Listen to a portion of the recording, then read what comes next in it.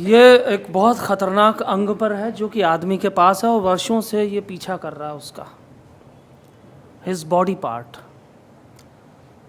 मैंने पूछा आदमी की सबसे बड़ी परेशानी क्या है? मैंने पूछा आदमी की सबसे बड़ी परेशानी क्या है? उसने मुस्कुरा कर कहा और उसकी लुल्ली। मैंने पूछा आदमी की सबसे बड़ी परेशानी क्या है? उसने मुस्कुरा कर कहा लुल्ली उसकी। मैंने फिर से पूछा और तुम्हारी? आदमी। मैंने फिर से पूछा और तुम्हारी? उसने कहा आदमी। ये खेल आदिम काल से अनवरत है, उसी भांति जिस भांति उदित होता निस्दिन भानु गगन पर। आदमी की परेशानी और औरत की दिक्कतें निरंतरता बनाए हुए आज भी श्वास ले रही हैं उनके देहिक धरातल पर। दोनों आक्षेप लगाते, आरोप लगाते, लड़ते भिड़ते विवश हैं। सम्मुख एक दूजे के रहने को कोई उपाय नहीं है, कोई राह नहीं है सिवाय इसके कि आदमी और औरत अपने सुंदर से दिखने वाले चूतियापों का चयन खुद करें। ऐसा उन्हें भान होता कि अंत होगा उनका भी सुखद यशराज की फिल्मों सा। ये क्या एहसास पकड़ने की भूख है? ये किसे छू लेने की ख्वाहिश है? ये क्यों पानी को चीरने खंजर से चले हो? ये क्यों पूर्णता को पा लेने की जुगुप्सा जिंदा किए बैठे हो? याद रहे, बच नहीं सकते हम इस बात से कि हमें अपने सुंदर से दिखने वाले चूतियापों का चयन स्वयं करना होगा। Thank you.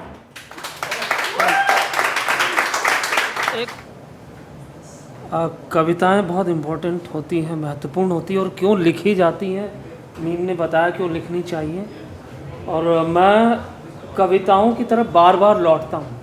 मुझे आज तक नहीं पता कि मैं क्यों लौटता हूँ, लेकिन वो कुछ दिल में है जो कहना चाहिए।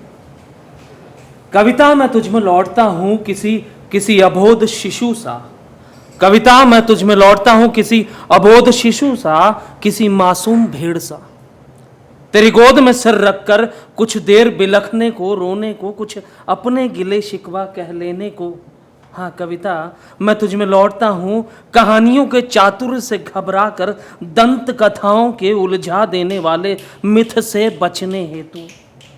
जीवन के अनेकों विष बुझे बाणों का विष समेट कर तेरी अंजुरी में भरने को। क्योंकि मैं जानता हूँ कविता कि तुझे कहानियों की तरह सिर्फ सुखांत ही नहीं चाहिए होते। तुम पीड़ा भी हर्षित होकर स्वीकार लेती हो और बदले में लौटा देती हो एक रचना, एक काव्य या कुछ पंक्तियां।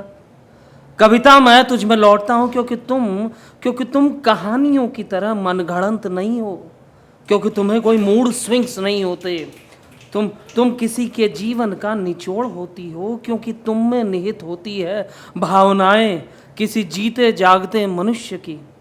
क्योंकि तुम शाश्वत हो, ठीक चंद्र सूर्य सी, इस धरा सी पवित्र निष्कपट निष्कलंक। किसी प्रेमिका सी भी तुम प्रतीत होती हो कविता, जो मीठे चुंबनों की फरमाइशें करती हो। उस प्रेमिका सी जो समंदर किनारे साथ खड़े होकर आंखें मूंदे चंद्रमा की रोशनी पी लेने की इच्छा रखती हो। क्योंकि खुली आंखों से जादू मुमकिन नहीं होते। हाँ कविता मैं तुझ में लौटता हूँ क्योंकि तुम किसी भविष्य की घोषणा नहीं करती। तुम में बस मैं आज में जीने की अनुभूति पाता हूँ, क्योंकि तुम्हारे पास कोई वायदे, कोई जुलूस नहीं होते। क्योंकि तुम किसी नंगी वैश्या की भांति दिखती हो जो पूरे मन के साथ कवि संग उस पोखर में उतरती हो जिसे दुनिया ने निषेध कहा है। हाँ कविता मैं तुझ में लौटता हूँ क्योंकि तुम मुझे नंगा स्वीकारती हो, क्योंकि तुम भी मेरी तरह बेलिहाफ हो, क्योंकि सहजता से तुम मेरी कमजोरियों, मेरे आक्रोश, मेरा सुख दुख बिना किसी सौदेबाजी के स्वीकार लेती हो। हाँ कविता मैं तुझ में लौटता हूँ छलावा ही सही, मगर आसमान में गिरती कमल पंखुड़ियों को पकड़ने हेतु, बादल कपास से मुलायम छूने को, सपनों की ओस पीने को, थोड़ी तृष्णा, थोड़ी धुंधी सही, मगर जीने को। क्योंकि तुम में स्त्रीत्व है, क्योंकि तुम में प्रकृति है। जो माध्यम बनेगी मेरे नए जन्म का, अपनी मृत्यु हेतु, नए बीज में रूपांतरण हेतु, एक मोक्ष हेतु मैं तुझ में लौटता हूँ। हाँ कविता, मैं तुझ में लौटता हूँ।